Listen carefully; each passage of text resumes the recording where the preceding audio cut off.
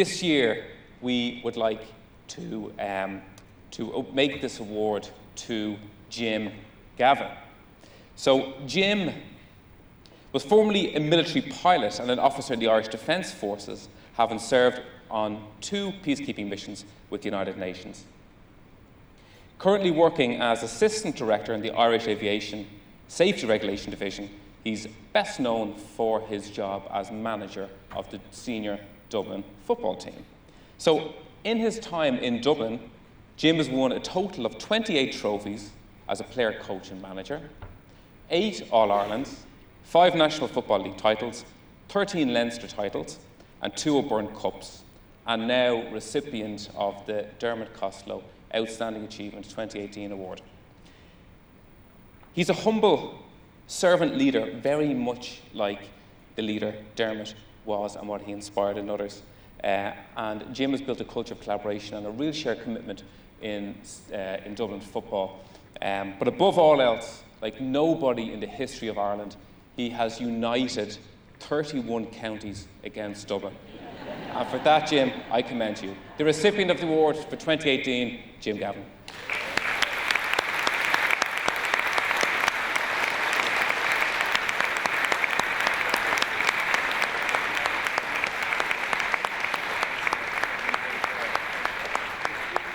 You might just open it there.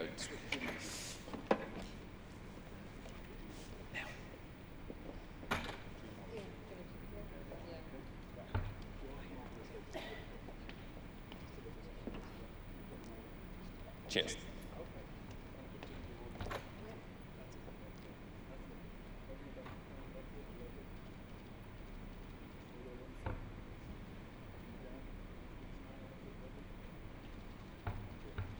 Thank you. So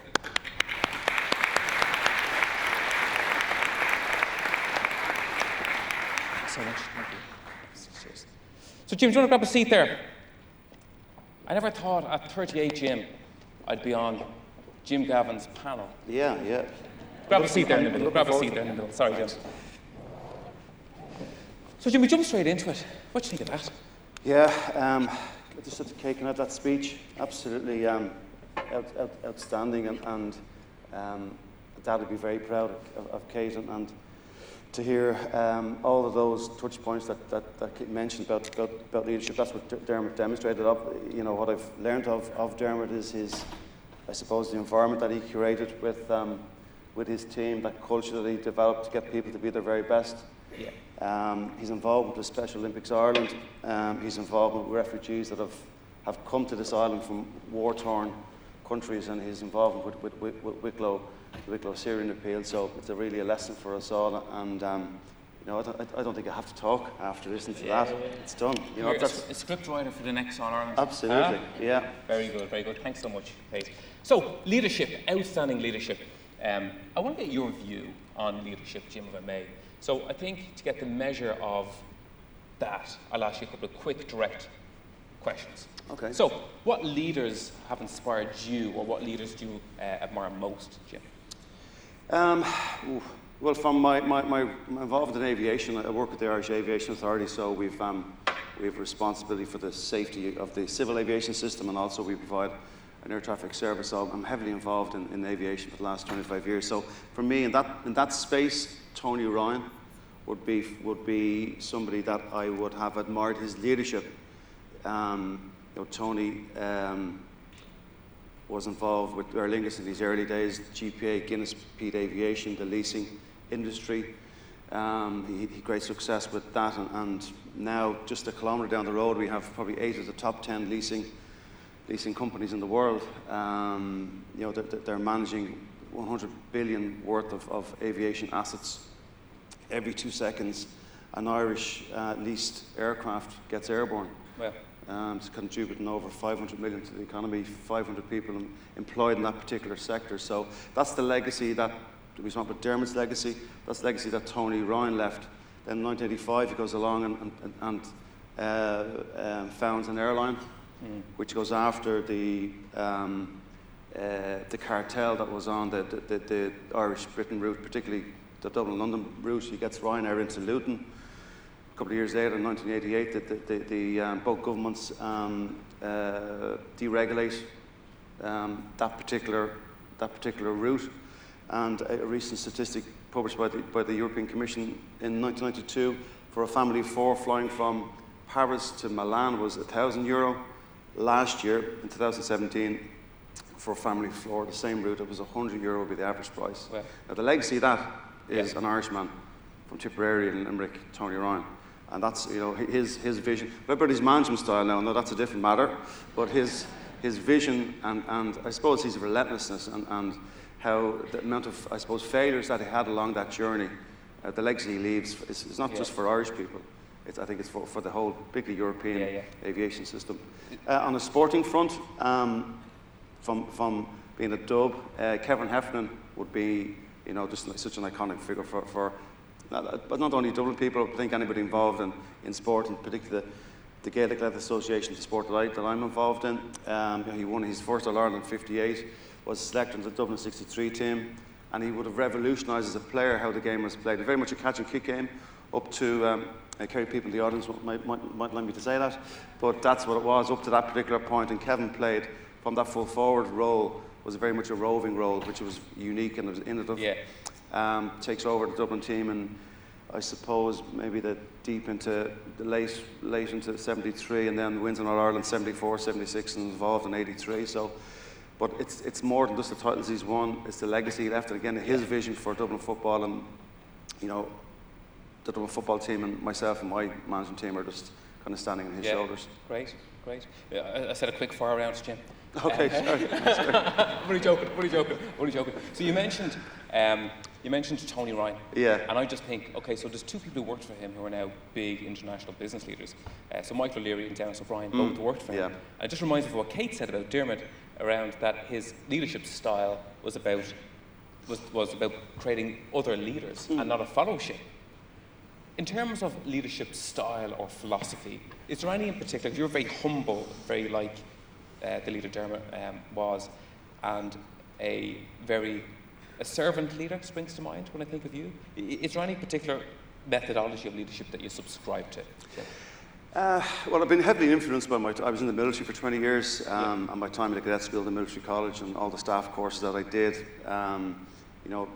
Military leadership is all about empowering. And the same, I suppose, in business. Like you have a commander's intent, but on the battlefield, in business, in the offices, the leader can't be with them at every stage of the journey. So you have to kind of set up your vision. So if you're looking for me to pigeonhole myself into one, it's probably transformation leadership.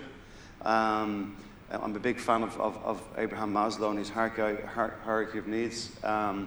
He said the history of the human race is the history of men and women selling themselves short. And as a leader, it's our job is to identify the skills in people and empower them to realise their talent. So it's finding the good in people. And from a football perspective, that's what I'm constantly doing, is trying to find the good in people, the greatness in them. And when you find that greatness, trying to empower them to realise their talent. So it's certainly a transformation leadership. It's engagement. It's big into collaboration.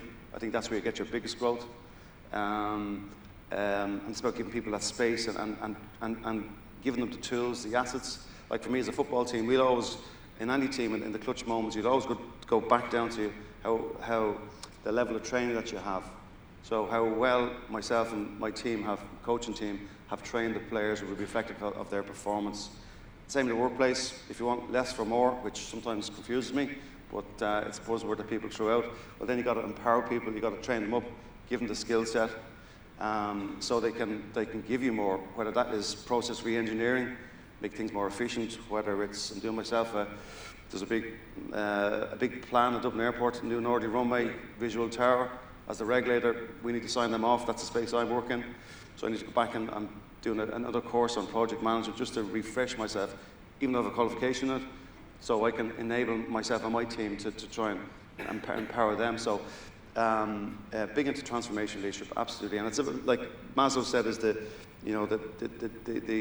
job of leadership is to get people to self-actualize. A couple of layers of it.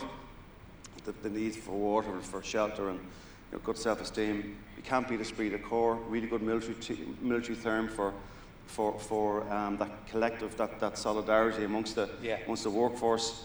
but it's all driven by a vision, and like a vision, great Chinese proverb. A vision without action is just a dream, but action without a vision is a nightmare, and so it's just chaotic. So I'd always go after a vision, and it has to be powerful. Like I suppose the one that always sticks in my mind is Obama's, yes we can. That's just so. I mean, it's compelling, but it's so simple. And I think when I see some visions of some organisations, they're very complex. I need to visualise it, need to see it. So I had a vision for the Dublin football team, where we want to go, and after that, then that's how you get people to buy into it. Very good. You actually reminded the Martin Luther King famous talk, and I have a dream. Yeah, he didn't say I have a plan. He said I have a dream. Absolutely. Yeah, that was my punchline. Yeah. Thanks, Jim. Do you want to rub any more stories on me? But he you were going believed. to talk about football today, no? No. But he believed. He believed. Yeah. And people followed his belief. Yeah. And he had a dream, and that was his vision. Yeah. But you mentioned action several times, and you mentioned the military at the outset of the last answer.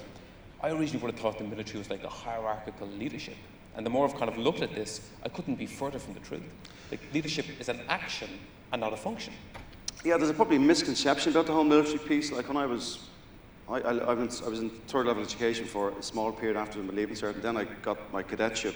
And I was a pilot for 20 years in the military, but part of it back then, I had to go through the full infantry commander's platoon course, so I qualified as an infantry platoon officer. At the time it wasn't fun, but in hindsight it was a great learning experience. So at the age of 18, 3 weeks into the course, I was handed a weapon with bullets, brought to range, and taught how to fire that weapon onto a silhouette of a target. So essentially I was being taught how to kill. You tell me to behave with my questions. Yeah. So obviously you need to have a very strict process about how and policy about when you fire live rounds, and that's the bit about in any military system, that there has to be that discipline when you're carrying a weapon. Sure. But on the battlefield, the commander gives his, as I said before, his commander's intent. This is what we want to do. We want to take out that bridgehead or flank this, whatever maneuver it is. Then it's up to the platoon commanders, the section commanders, and the individual infantrymen to make up those particular decisions. Sure. And that's as much relevant to business as it is to warfare. So it's about the whole, I suppose, concept of like you don't lead by beating people over the head. That's assault. It's not leadership. So I'm still getting the vibe. Go on. yeah. So there is a perception about the military that they beat people. That's not the way. The reason it's so strict is to have the discipline with your weapon. But on the battlefield, you have to be able to adapt, to be very adaptable, and that's one of the key characteristics of good leaders, that they can adapt to changing circumstances and use their, I suppose, situation leadership. Whether McGregor talked about a theory of X and Y, and whether you need to lead people by the hand during that formative stages, or whether you just people on the Y side, as you give them your intent, your vision, and you can let them go off and explore that space. And that's what good leaders can do, is they can adapt to that situation, obviously make the right calls, but adapt in terms of how they utilise the talented people that they have. Very good. Moving on from the military side, Jim, but just one thing that I recall was last year we had the captain of the Samuel Beckett speak about the humanitarian mission that they did in saving a lot of the immigrants in the Mediterranean. And he spoke about the wash-up after the mission. And there was something in that around learning from mistakes and learning from things that worked well. If you look at any mistakes that you had made as a leader, is there any that you've learned most from, Jim? Oh, mistakes. Well, I fly the Airbus 320. Let's just keep my one of the airlines, just keep my commercial pilot's license valid. So when I'm on the runway, I've got a full payload of that particular airline, about 180 people on board the aircraft, add on the cabin crew and the pilots. It's about 186. Was that a mistake? 86. Yeah. Before I apply full thrust to the engines on boat wings, there's typically about if I'd gone into mid-continental Europe, down to Madrid maybe, or Rome, you got maybe 5 tons of fuel in each wing. Attached to the wing by 2 pylons is a big engine, rotates at 35,000 RPM, it sucks air in, compresses it, sprays fuel in it, ignites it, get a big explosion, and it's at 1,000 degrees Celsius. That goes whooshing back, rotates the turbine, sucks more air in, and 2/3 of that air that is taken into the engine intake at the front of the engine, you see when you're boarding the aircraft, only 1/3 of it goes into the engine. So the 2/3 of it goes around the engine and pushes you along. So you're being pushed along by a large hairdryer. But not only that, the exhaust temperature out the back of the engine is about 850 degrees Celsius, and it's surrounded by 5 tons of fuel on each wing. And people are very happy to sit there, read their newspaper, magazine, and the water, and say, this is perfectly safe. Well, the reason it's so safe is that the culture that I come from in aviation, that we've learned from our lessons, like there's, in Irish airspace that my department have the oversight of, there's about 500,000 flights going transatlantic. 90% of the army traffic going into continental Europe comes through Irish airspace. There's, of the airlines, about 130 million people flying on Irish airlines into Europe, every year. At its peak, there's about 800 aircraft movements at Dublin Airport a day. And the reason it's so safe is that we have learned from our lessons is what we call the just culture. And if we didn't have that just culture, the statistics would say that if we take the accident rate from 1958 and apply that to 2018, you'd have a hull loss every week. So hull loss is a nice term to say a catastrophic crash. Now we're just after coming through the most safest year in the history of aviation, which commercial transport, which does make me a little bit nervous. But there is that growth mindset in terms of if I make a mistake, and you're asking me about a mistake, by the way, by law. I know the question. yeah. By aviation law, it's what we call an implementing rule. It's hard law. I have to report that to my airline, to the safety management, and that comes into me as the regulator. We look at the risk and we try and learn lessons from it. If there's an aviation crash, we don't apportion blame and our ability as part of the investigation. All I need to know is why did it happen, so we can let the industry and let other users know. So there's a massive growth mindset culture in aviation, and that is why it's so safe. So I make mistakes all the time, and with the football team, I make mistakes all the time. But it's having that growth mindset that, like for me, our previous accomplishments are just baseline for room for improvement. That's all they are. So you're always seeking the future and how we can improve. Because, and listen, there's business people here more qualified to me to speak, but if you don't innovate and break things up and move again, your competitors will pass you by. Well, let's bring it on to sport. My goodness, I used to meet Dermot, and every meeting with Dermot was like a life lesson with Dermot. This has been like a life lesson on aviation. Thanks. So sport. So when it comes to big days, big games, you've done all your preparation, and you've done what you can as a manager, and you hand it over to the team. How do you influence the performance on the pitch when it comes to critical calls? Yeah, in the game itself, it's quite difficult. Well, I'll focus on one word you use: preparation. Okay. And that is the key. And it's like going in for an interview. I'm interviewing with a recruitment agency for a job. What my preparation will be. If I'm talking to school kids, I'll always tell them about the preparation for an exam. There's compulsory questions. Immersion in Venice is on the junior cert here recently. So how well those students prepare themselves for not only the compulsory questions, but the left field ones will determine their result, really. And it's not about the choice that they will make. So the choices we make in the football team is to prepare ourselves to the best of our ability. Knowing that, again, Van Clausewitz said that when you bring when your battle plans will have to change with the first contact with the enemy. That's just the reality of warfare that I would have learned back in the military college many years ago. And the same with football. Whatever plans we have going into the game, you have to be able to adapt, because they'll be counteracted by the opposition. So you have to be able to adapt, and it's empowering players to be able to adapt during the game is something which we heavily go after. Like, leadership is a contact sport in terms of it's a people business. It's about getting the best from your people, and then the decisions I will make, it will be always to make a positive difference, to identify, what makes that, what uniqueness does a particular player have, and how can I bring him into the game to influence in a positive way the team performance or what tactical switches can I make to influence our game in a positive way. So we'll always go for, obviously defence is part of the game, but it could be defensively being very positive to impact that. So then I'm always in that, there's a stimulus in the game and the response that I need to give. So I'm trying to stay, as Frankel says, get into that space between the stimulus and the response. Because during the game they can't. 80,000 people there, they're not going to hear me shouting at them. I've heard you. Yeah. Well, there's no point because they won't hear me. Yeah, So all I'm trying to do is do my best for them on the pitch and take the information from the other coaches, the management team, the analysis that we have, and trying to make the best informed call to get the best from those girls. Because you'll never get a perfect game. It's in like infinity. The horizon is always the horizon. You'll never get there. So all you can do is try for a high level of achievement, high level of performance. You'll never get the perfect game. You never get the perfect interview.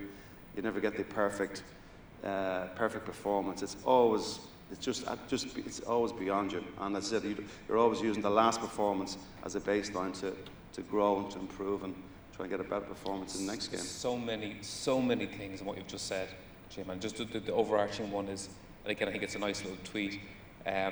Leadership is a contact sport. Yeah. Because it is, and it's uniquely human, and it needs active engagement, and it needs to exist organically. Yeah. You had mentioned one other thing that reminds me of, we've Sir Ken Robinson speaking later on. He wrote a book called The Element, and finding your element, and talks about customizing development for people, for individuals, and not for a system. How do you approach the development of each player when on the team? And do you have like a customized program for each of them, for them to find their element? Yeah, the sport that I'm involved in. It's a big challenge because I have a professional life, career outside of the hobby that I have. I volunteer my time. The players volunteer their time. They're all, at the moment, they're all, most of them are working in offices. So you've got, unlike professional sports people who, the Leinster rugby team those guys get paid not to work, and I mean that in the best sense. As in, they're paid to go home in the afternoon, go to bed to recover again, whereas the GA players, well, first of all, they get paid, and they wouldn't want it anyway. They're doing it for a completely different purpose and completely different why than professional sportsmen and women. But the challenge I have is that the contact hours is very limited. So you have an overall arching game plan, and then there is some specificity within it. But you're trying to maximise their particular strengths. They all can't be great fielders of the ball. They all can't be great shooters. They all can't be great defenders or blockers. But what we give them is kind of like controlled freedom. There's a framework there, but within that framework, they're expected to express themselves as an individual. And that we're big into diversity, big into it. We like creative thinking, but we like diversification of thought. We like lateral thinkers. We don't linear thinking. And that empowerment piece comes from a lot of collaboration, a lot of group think.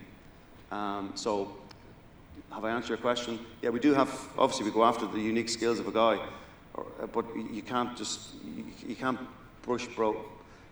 paint the brush, which covers all facets. So yeah, you'll focus in on a guy's particular attributes, and I'm big into sweating the good stuff. So whatever a guy is good at, his talent, I want to make that better. Well said. I have 3 really brief questions. I have 3 really brief answers. Brilliant. Was it good to have me on your panel? Yeah. That's one. I get to ask you a question, not in sport. No. Go on, go for it. Okay. No, don't. Okay. So my second question. I know, very like Dermot, that you deflect praise to the team. If you could look, or what would be your top achievement in sport, and obviously not you personally, but for the team that you played with, because I know that's how you're likely to answer the question, but what stands out for you most above all else in terms of achievements? Well, leadership is all about service. I mean, it's again, that's maybe the military thing that influenced on me, but that's what it is. It's about serving other people.